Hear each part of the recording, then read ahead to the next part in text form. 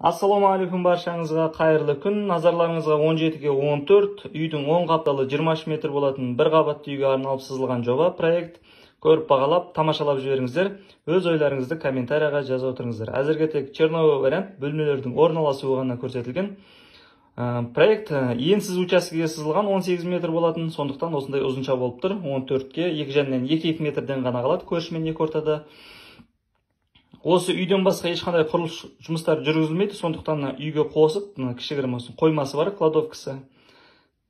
Баспалдақтардан көтерілеміз, прихожая кіреберіс, содан кейін тіке кішігірім коридор. Үйдің оңға қарай осындай кетік болады, осы жерден ванна менен санузелге тарайды.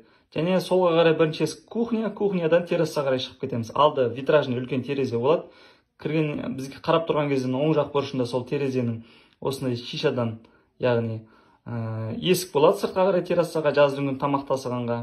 Үйдің сол жақ жоғарғы бөлігі күндізгі аймақ, яғни дневной зона, холл және зал. Ал оң жақ жоғарғы бөлігінде жатын бөлмелер орналасқан, спальнялар 1, 2, 3 спальня және мына жерде жүк жинайтын бөлме.